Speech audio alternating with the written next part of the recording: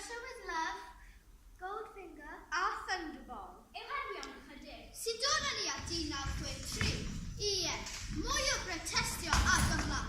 Trigolion rhaid yn dyn y tro yma yn llwyddo i achub eu Cymraeg cael ei foddi.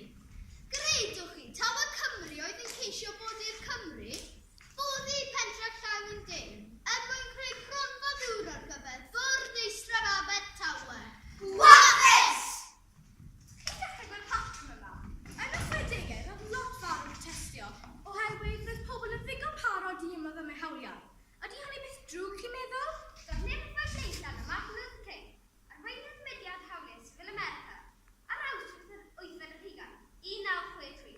Roedd Martin Luther King Jr. ei arall enwog. I have a dream! Yn galw am derbyn arholiaeth yn America ac hyd yn cael hawliau sifil ac economaidd.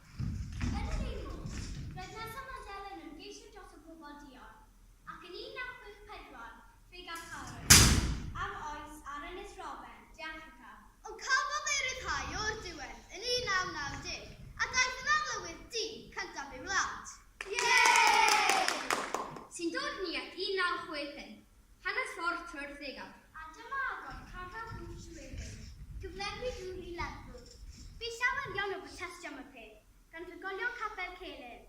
Ond, yn anffodus, mewn ofer y byd, ni chawsant yr un look at drigolion Llandrindeg, ac mae dicter y Cymru yn dal i'w deimlo heddiw. 1966. Flwyddyn ddi iawn i Gymru.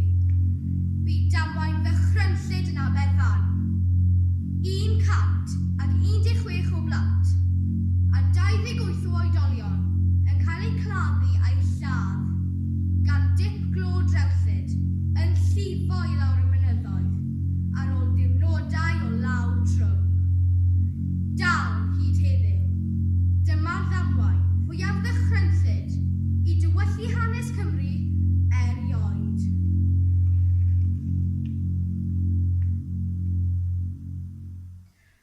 Cofiwn Aberfan. 1967. Deddf yr iaith Gymraeg yn rhoi mwy o statws i'r iaith. Ond doedd Cymdeithas yr Iaith dal ddim yn hapus. Felly, arweinodd hynnynt. You guessed it. Mwy o protestio a chwyno. 1968. Martin Luther King yn cael ei nodweddio ym Memphis. Ie, yr un boi fydd yn reithio rhwng 1963 yn hawliau cyfarthol y dion.